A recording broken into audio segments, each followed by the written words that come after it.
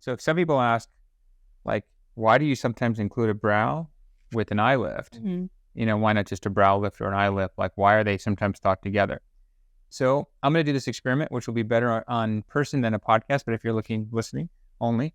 So if you push your brow down, your skin gets heavier, and you lift your brow up, your eyes open up more. And so I almost think of this as one complex, your brow and your upper eyelid skin. And almost always, someone will have a difference between their brow. I think my left brow is slightly lower than my right brow. So if you can balance the person's brow, you'll oftentimes help treat their skin. And so when I do a brow, I'll release the brow, connect to their eye. And so it's all kind of releasing as one complex. Here's another interesting thing. If you remove skin, when you're pulling that skin, which direction do you think your brow is going to want to go? Ramona? I feel like your brow would drop. Exactly. So if you're pulling that skin, you're forcing that brow. You want that brow to go down. And if I looked at pictures critically on my own, I would look at the brow. And if I remove like a decent amount of skin, and that's what the patient maybe needed, their brow will sometimes come down with them. So the patient wouldn't see as much of a result. Versus if you're lifting the brow, sometimes you're not just lifting the brow, you're just stabilizing the brow so that you can remove the skin so it's not going to want to come down.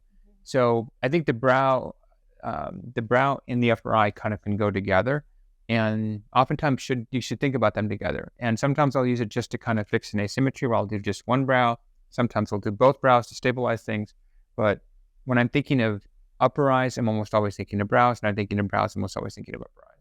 Okay. So if someone were to, say, get an upper lift, you would definitely recommend also getting a brow lift as well. Because if you're removing that skin, I'm assuming you want to have a more open eye. There's no like 100% in facial plastics. It means that I'm going to at least evaluate their brows and going to be open to say, hey, what do they want? And pretty common concern for a lot of patients is the tail of the skin around the eye, the lateral eye. So this is this part where you're not the part near the nose, but away from the nose, that part of the eye. And you'll see this heaviness here. And again, this is the part where, again, if you slightly lift the brow, you can remove less skin than you think, and it'll actually create a much more natural result. Cool. You have a question, Tati?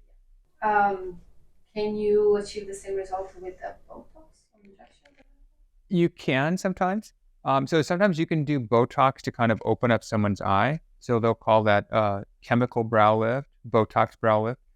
The problem with that is sometimes patients get stuck in this, I call it the Botox purgatory. And what I mean by this is they're lifting their brow. They're lifting their brow just because they have to. Otherwise, it's too heavy and they can't really see. However, when they lift their brow, they have these lines above their brow.